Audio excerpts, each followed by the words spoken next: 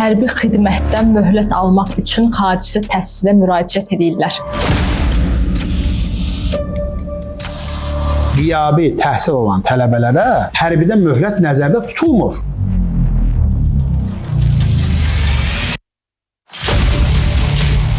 Və bunu işbazda, regionda 700 manata, 1000 manata, 500 manata satırlar.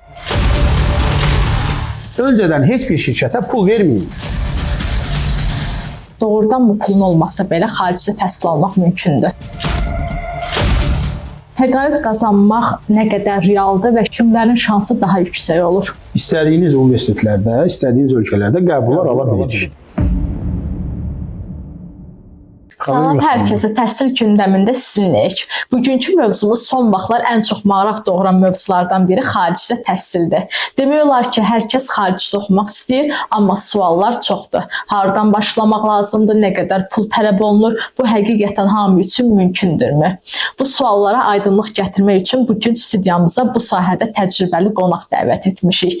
Qonağımız isə Xaricdə Təhsil Akademiyasının təsisçisi Ülvi Kazımovdur. Təşəkkür edirəm Nigar xanım. Məni dəvət elədiyiniz üçün sizə və komandanıza dərin təşəkkürümü bildirirəm. Birinci sizi tanıyaq, həm də izləyənlər də sizi tanısın. Bizim Xaricdə Təhsil Akademiyası olaraq Hindistandan, Türkiyədən, İrandan, Azərbaycan universitetlərində oxumağa yüzlərlə hər il tələbə gətiririk. Eyni zamanda Azərbaycandan Türkiyədə, Rusiyada, Ukraynada, Qazaxıstanda, Özbəkistanda, Avropa ölkələrində, Amerika ölkəsində, Çində oxumağa yüzlərlə tələbə göndəririk hər il. Bizim Azərbaycanda tələbə yataqxanamız var. Biz gətirdiyimiz, xidmət göstərdiyimiz bütün tələbələrə də eyni zamanda onları yataqxana xidmətindən də təmin edirik. Ən çox verilən sualdan başlayaq. Doğrudan bu pulun olmasa belə xaricdə təhsil almaq mümkündür? Nigar xanım, bu sualınıza belə cavab verim. Pul olmadan xaricdə təhsil, nəinki xaricdə təhsil, heç ümumiyyətlə ölkə daxilində belə təhsil almaq qeyri-mümkündür. Ancaq bu aşağı maliyyətlə, aşağı büdcə ilə xaricdə təhsil almaq mümkündür. Bu necə mümkündür? Müəyyən təqaüd proqramları qazanaraq, scholarship proqramları qazanaraq, bəli, aşağı maliyyətlə siz istədiyiniz ölkədə təhsil ala bilərsiniz. İnsanlar düşünür ki, xaricdə təhsil çox bahadır. Real olaraq minimum nə qədər büdcə lazımdır xaricdə təhsil almaq üçün? Real olaraq nə qədər büdcə lazımdır? Bu sualı biraz fikirləşməliyəm. Amma sizə mən qabarıq da olsa bir məbləğ deyə bilərəm.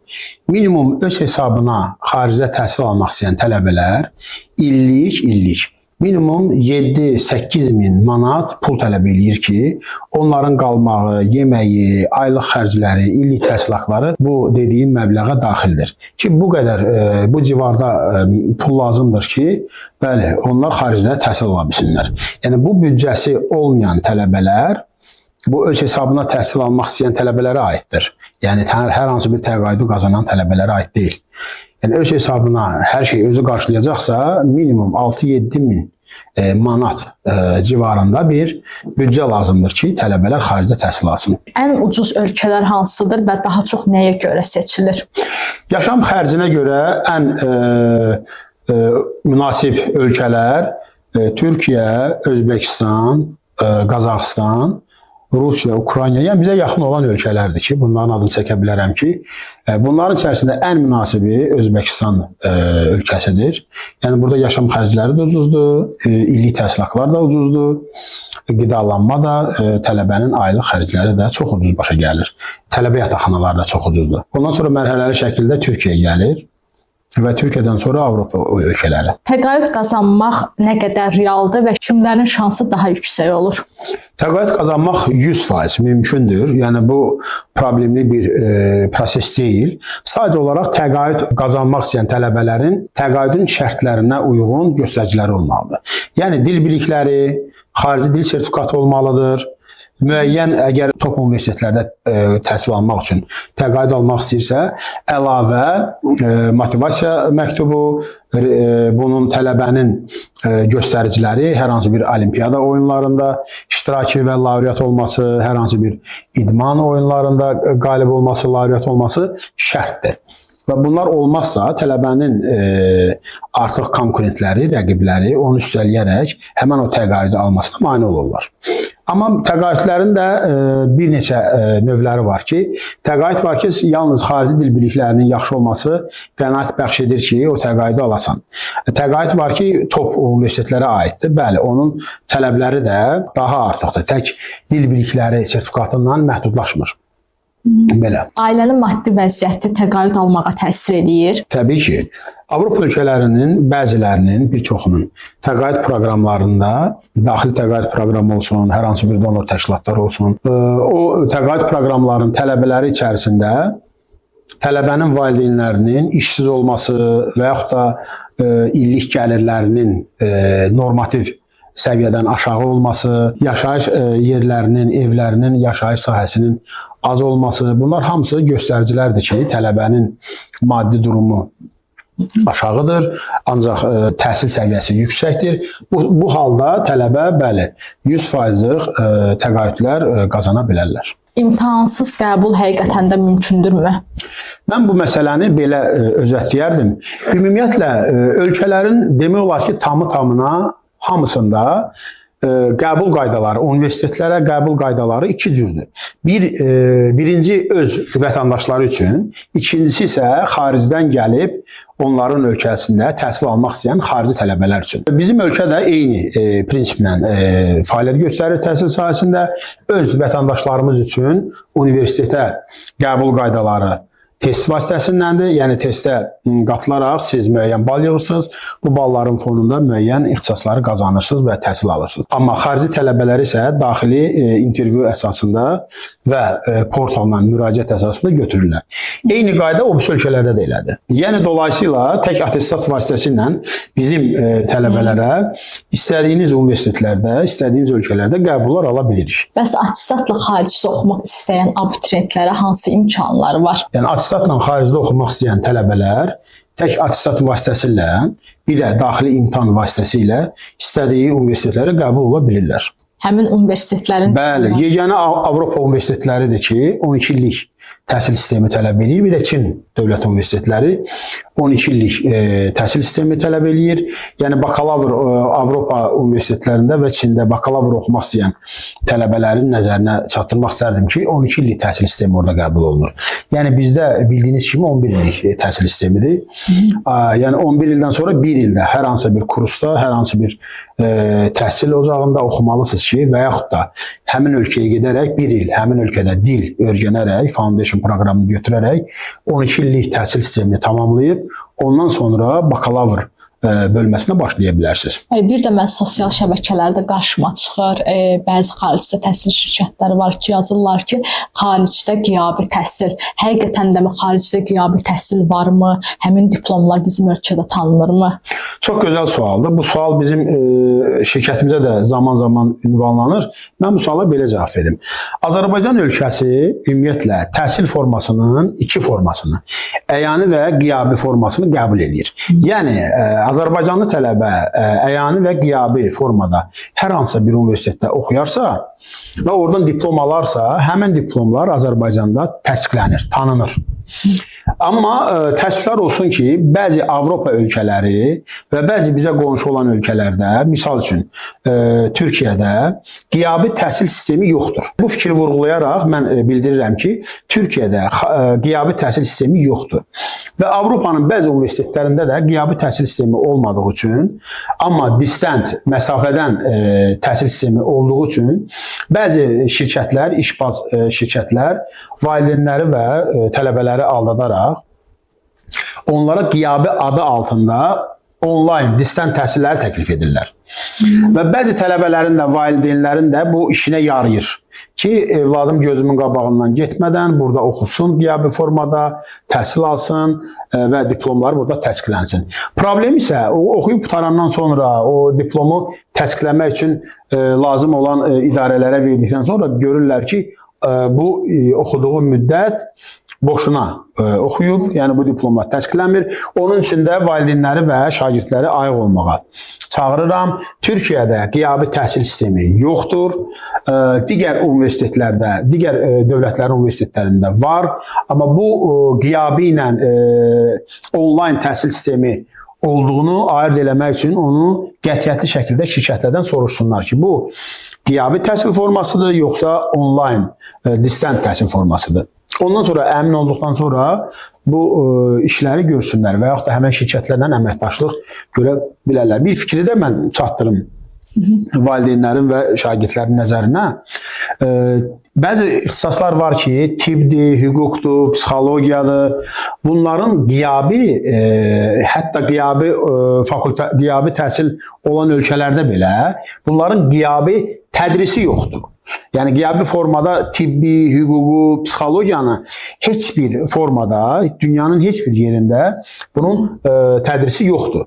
Yəni şirkətlər bəzən valideynləri və şagirdləri bu cür də aldadırlar. Yəni psixologiya adı altında psixoloji pedaqogika, yəni müəllimlik ixtisası olan o ixtisası seçərək bunları aldadırlar ki, bəli, bu psixologiyadır və bunun qiyabi forması var və tələbələrə elə qəbul alırlar. Sonda bəlli olur ki, bunun ixtisası heç psixologiya deyil.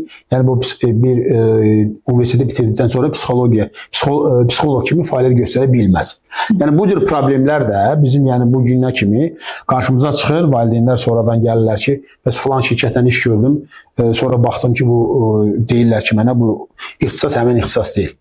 Təbii ki, burada da şirkətlərin üzərinə nə qədər günah düşürsə, bir o qədər də valideynlərlə şagirdlərin üzərindədir ki, çox zaman valideynlər o qədər mümkün olmayan bir şeyləri şirkətlərdən tələb edirlər ki, bəli, bu şirkətlərin içərisində işbazları bu tələbləri, bu istəkləri fürsətə çevirirlər və valideynləri və tələbələri, şagirdləri aldadırlar. Fikirləşirlər ki, 4 il, 5 il bu proses bilinməyəcək. 4 il, 5 il müddətində də bu gördüyü işi görür. Hər il bir 100-200 tələbənin belə işini görür. 4-cü ildə artıq bu 4 ildə yığdığı məvaciblə, topladığı pulla ölkəni tərk edir, gedir başqa bir yerdə başqa bir biznes açır, işləyir. Yəni bu cür işbaz şirkətlərin qurbanları olmasınlar. Ən azından köklü şirkətlərə müraciət eləsinlər. Heç şirkətləri də qoyun qırağa. İnternetdə özləri research eləməyi bacarsınlar, araşdırsınlar. Suallarını internet vasitəsilə versinlər. Bizim şirkətə zəng eləsinlər. Sənədləşmə prosesinə nə zaman başlamaq lazımdır və bu nə qədər müddət olur? Gözəl. Sənədləşmə prosesini mən açıq sizə ətraflı izah edeyim. Bəzi ölkələrdə qəbul 2 dəfə olur. Bir yayda, bir də payızda. Yəni yay sessiyasındakı qəbul sentyabr-oktyabr ayında başlayır. Qış sessiyasındakı qəbul isə fevral-mart aylarında başlayır. Yəni belə olduğu halda yay sessiyasına qatılmaq istəyən tələbələr müraciət eləməlidirlər aprel ayının sonlarından. İşlərini qarantiyaya almaq istəyirlərsə, aprel ayının sonlarından müraciət eləməlidirlər. Ancaq universitetlərin bəziləri, bir çoxu sənəd qəbuluna, xarici tələbələrin sənəd qəbuluna başlayırlar may ayının sonlarından, iyun ayından bu davam eləyir sentyabr ayının sonuna kimi. Hərdən elə vaxt olur ki, oktyabr ayında sonuna kimi davam eləyir. Bu kontenjan sayının yerindən asılıdır. Yəni universitetdə nəzərdə tutulmuş xarici tələbələrin sayından asılıdır. Bu necə baş verir və niyə tez müraciət eləməlidirlər? Yəni deyə bilərsiniz ki, müəllim, əgər iyunda başlayırsa qəbullar, niyə biz aprelin sonundan müraciət eləməliyik? Çünki bir çox ixtisaslar var ki, çox müraciət olunan ixtisaslardır. Mühəndisliyin bütün sahələri, kompüter mühəndisliyi, tibbin özü, bunlar tez də olur. Yəni təsəvvür eləyin ki, Türkiyədə dövlət universitetlərindən, ciddi universitetlərin birinə tibbə qəbul almaq istəyirsiniz. Və bu universitetlər tibbə qəbula xarici tələbələr üçün cəmi 10 yer ayırıb. Misal üçün deyirəm. Bu o demək deyil tək Azərbaycan üçün. Bütün xaricdən müraciət edən tələbələr üçün cəmi 10 yer ayırıbdır. Və bu 10 yeri kim birinci müraciət edirsə, onlar qəbul olunur. Sonradan 100 nəfər də müraciət eləsə, bunların boş yeri olmur ki, onu qəbul versin. Məhz buna görə erkən müraciət eləmək bu sahədə çox yerinə düşür və tələbə də istədiyi ixtisası, istədiyi universitetə qəbul ala bilir. Bunun qaydası budur. Qış sessiyasında isə tələbə vacibdir ki, sentyabr-oktyabr aylarından sənədlərini toplasın, şirkətlə əməkdaşlığını nizamlasın və fevral-mart aylarına qəbul alsın. Soruşa bilərsiniz ki, bəs bu uşaqlar buraxılış imtahanlarını yeni verirlər, hələ bu cavablar bəlli deyil. Sonra bunlar yayda qəbul imtahanı verəcəklər və bundan yığdıqları ballar bəlli deyil. Bunu necə tənzimləyək? Bəli, burada isə mən təklif edirəm ki, adətən ağıllı valideynlər bu cür iş görür. Bu işi paralel görürlər. Buradan xaricdə təhsillə bağlı istədikləri ölkədən, istədikləri universitetdən, istədikləri ixtisasa qəbullar alırlar. Bunları rezervdə saxlayırlar əllərinin altında. Əgər dövlət imtahanlarından, qəbul imtahanından yetərincə bal yığmasalar, yəni qənaət bəxşi olmasa, artıq bu şansı itirmirlər. Bu şansı dərhal dəyərləndirirlər. Yox, dövlət imtahanlarından qənaət bəxş olan ballar yığsalar, bu ölkə xaricində hər hansı bir universitetə düşürsə oxumaq üçün, o zaman bu tərəfi artıq seçmirlər. Universitetə müraciət edəndə ərizə doldurulur və bu ərizə üçün müəyyən bir məbləğlər ödənilir. Bu den itirəcəyi bu məbləğdir ki, yəni mənim əgər ölkə daxilində imtahanlar uğurlu keçərsə, 300-500 manat arası bir məbləğ itirir. Yox, uğurlu keçməzsə, zaten bunun qəbulu var xarici ölkədən, istədiyi ixtisas üzrə və bu qəbulu artıq dəyərləndirir. Biraz da əsgərlik mövzusundan danışaq. Dövlət İmtahan Mərkəzinin keçirdiyi imtahandan müəyyən balı yığmırlar və əsgərlikdən də möhlət almaq üçün xaricdə təhsilə müraciət edirlər. Ümumiyyətlə xaricdə təhsil əsgərlikdən möhlət hüququ verirmi? Ümumiyyətlə Azərbaycan qanunvericiliyində əyani təhsil alan tələbələrin hər birinə hərbidən möhlət verilir. Bu bir mənalıdır. Ancaq yaş həddi var ki, müəyyən bir yaş həddi var. O yaş həddi var ki, o yaş həddindən sonra siz xaricdə təhsillə bağlı qəbul gətirdiyiniz zaman, bəli, Azərbaycan dövləti sizə hərbidən möhlət vermir. Çünki deyir ki, o yaş həddini siz bakalavr oxumaq üçün o yaş həddini keçmişsiniz. O yaş həddinə qədər, belə deyimsə, 25 yaşa qədər istənilən şagird tam sərbəst xarici dövlətlərdə əyani qiyabi yox.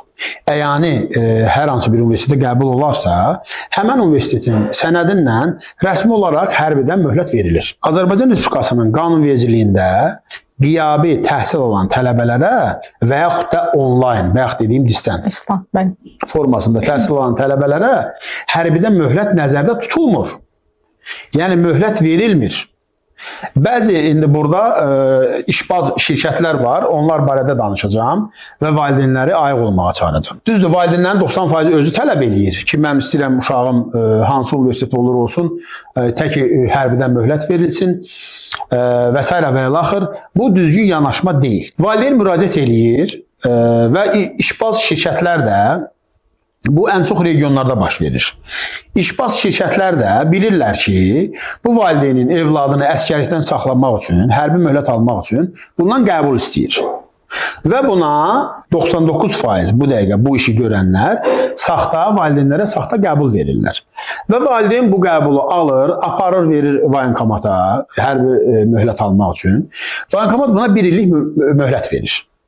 Və bunu işbazda, regionda 700 manata, 1000 manata, 500 manata satırlar. Sadə bir kağızdır zaten bu. Başa düşürsünüzmü? Bizim yəni voyenkomatların da 90%'nin informasiya, yəni mübadiləsi həmən universitetlərlə olmur. Olmadığı üçün bunlar tələb eləyirlər ki, bunu apostil formasında gətirin. Yəni bu qəbulu notarial formada həmən ölkə təsdiqləsin, gətirin bizə. O halda bunlar əmin olurlar ki, bu həmən universitetə rəsmi qəbuludur. Başa düşürsünüzmü? Və rəsmi olaraq tələbəyə 1 il möhlət verirlər. Bu valideyn də elə başa düşür ki, məsələni həll elədi. Ancaq bunlar başa düşmürlər ki, 2-ci il bəs nə olacaq? 1 il qutarandan sonra bu axı saxta yolla qəbul olub. Bu uşaq əyani qəbul alıb, heç ölkəni tərk eləmir, burada qalır. Bunun pasportuna giriş-çıxış vurulmur, gedib oxumur orada. Bəs 2-ci il nə olacaq? 2-ci ildə başqa bir fikirləşirlər ki, indi özlərini biraz ağıllı hesab eləyirlər. Fikirləşirlər ki, İkinci ildə başqa bir universitetdən qəbul alıb verəcəm. Beləcə uzanacaq da məsələ. Sonra bir həll yolunu taparıq. Amma bunlar başa düşmürlər ki, yəni burada ikinci il isə hər hansı bir universitetdən qəbulu voyenkomat qəbul eləmir. Voyenkomat baxır sənə, sənin sənədinə baxır. Misal üçün, Əli Vəloğlu baxır ki, keçən il buna filan X adlı universitetin qəbulunu gətirib. Artıq bu tələb eləyir ki, həmən universitetdən ikinci kursa keçməyinlə bağlı mənə arayış gətir. Və o arayışda gəlmir. Təbii ki, o arayışda gəlmir. Çünki axı qəbul yoxdur axı. Birinci il verilən qəbul saxtadır.